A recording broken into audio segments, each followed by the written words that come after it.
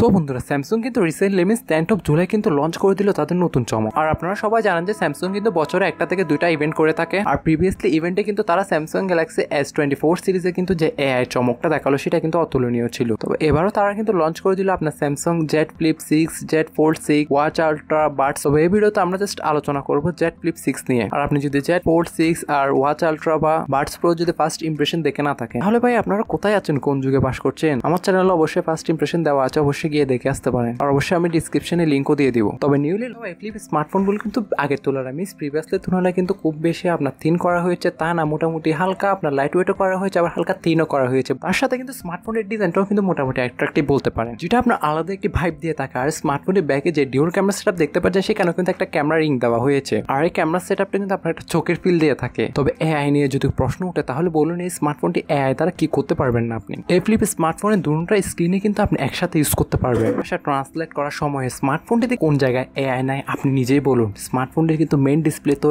AI ব্যবহার করা হয়েছে, ক্যামেরাতেও কিন্তু এআই থাকছে। তার সাথে স্মার্টফোনের যে উপরের ডিসপ্লেটা রয়েছে মিন্স কভার ডিসপ্লে, সেখানেও কিন্তু আপনার এআই থাকছে নাকি আমি বুঝলাম না। এআই এর মাধ্যমে আপনি ভিন্ন রকমের ওয়ালপেপার তৈরি করতে পারবেন, পুরো থিনই আপনি এআই এর মাধ্যমে কাস্টমাইজেশন করতে পারবেন। তবে আপনার প্রিভিয়াসলি থেকে স্মার্টফোনটা অনেক বেশি কম্প্যাক্ট বলতে পারেন আর অনেক বেশি ফ্ল্যাটও বলতে পারেন। তার সাথে আপগ্রেড থাকছে স্মার্টফোনটি ব্যাটারিতেও। এবারে কিন্তু তারা এখানে 4000 mAh এর একটি ব্যাটারি ব্যবহার করেছে। স্মার্টফোনটি আপনি আনফোল্ডেড অবস্থায় কিন্তু থিকনেস করা হয়েছে আপনার 6.9 mm এবং ফোল্ডেড অবস্থায় কিন্তু থিকনেস করা হয়েছে আপনার 14.9 mm। আর এই সম্পূর্ণ স্মার্টফোনের ওজন করা হয়েছে আপনার 187 গ্রাম। এই ফ্লিপ স্মার্টফোনের মধ্যে কিন্তু সবথেকে এক্সাইটিং এর বিষয় হচ্ছে কি এখানে যে ক্রিজটা রয়েছে সেটা অনেকটাই ইনভিজিবল বলতে পারেন। তার সাথে স্মার্টফোনের এজেস আপনার ফ্ল্যাট রাখার কারণে আপনি এর মিডলে কিন্তু কোনো প্রকার গ্যাপ দেখতে পাবেন না। তার সাথে স্মার্টফোনের ফ্রেমগুলো কিন্তু সাইডলি কার্ভ করা হয়েছে। রাইট হ্যান্ড সাইডে থাকছে কিন্তু স্মার্টফোনটি power off on button, then volume rocker, then left hand সাইডে থাকছে কিন্তু স্মার্টফোনটি সিম ট্রে। আর এটির বটম আসলে আপনারা পেয়ে যাবেন type C slot, primary microphone, then primary speaker. Overall এই স্মার্টফোনে কিন্তু এআই অনেকগুলো ফিউচার আপনারা পেয়ে যাবেন। তার মধ্যে কিন্তু একটা রয়েছে আপনার ইন্টারপ্রেটার ফিউচার। এই এআই ফিউচারটা আপনার ফ্রন্ট ডিসপ্লে এবং ব্যাক ডিসপ্লে দুটোতে কিন্তু উভয় দিকে একসাথে কাজ করবে। এখন এটার মানে কি আমি একটু আপনাকে সহজ বাংলায় ভাষা বুঝাই।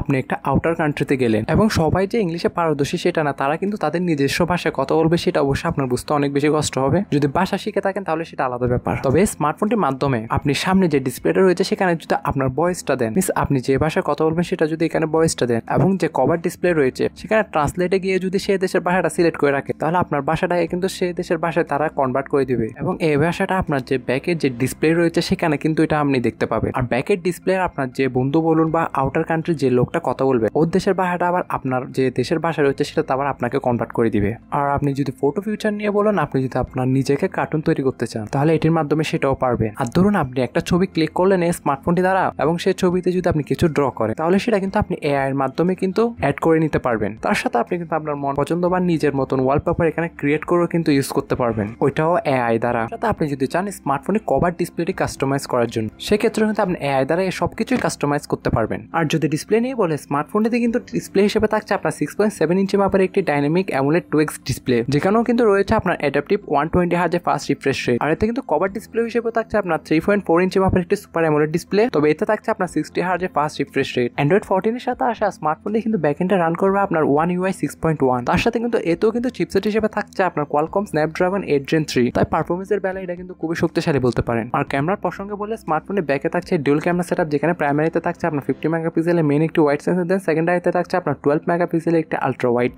আর সেলফি ক্যামেরা হিসেবে তো আপনার 10 মেগাপিক্সেলের একটি সেলফি ক্যামেরা দেওয়া হয়েছে। তাই এটা যেহেতু একটা ফার্স্ট ইমপ্রেশন বা ফার্স্ট লুক একটি ভিডিও, তাই এখানে কিন্তু সবকিছু আপাতত বিস্তারিতভাবে বলা যাচ্ছে না। তবে স্মার্টফোনটি যদি ইনডেপথ রিভিউ আপনি মিস দিতে না চান, তাহলে অবশ্যই আপনি আমাদের চ্যানেলটি সাবস্ক্রাইব করে পাশে থাকা বেল আইকনটি অল করে আমাদের পাশেই থাকবেন। কারণ এই স্মার্টফোনগুলো যখনই আপনার ইন্টারন্যাশনালি বা গ্লোবালি ভাবে লঞ্চ হবে, তাহলে তখন আমি এই স্মার্টফোনটির মিস ফুল ইনডেপথ রিভিউ নিয়ে হাজির হব আপনাদের সাথে। তাই যদি ভিডিওগুলো মিস দিতে না চান, stay connected with our channel. Hope বন্ধুরা ভিডিওটা আপনাদের সবারই ভালো লেগেছে। ভালো লাগলে অবশ্যই একটি লাইকের আশা করা যায়। আর আপনার মূল্যবান মন্তব্যটা অবশ্যই কমেন্টে জানাতে ভুলবেন না। সো বন্ধুরা, আজকে ভিডিও এই পর্যন্ত। দেখা হচ্ছে নতুন কোনো একটি ভিডিওতে। ততক্ষণ পর্যন্ত আপনারা সবাই ভালো থাকবেন, সুস্থ থাকবেন। Take care. আল্লাহ হাফেজ। আসসালামু আলাইকুম।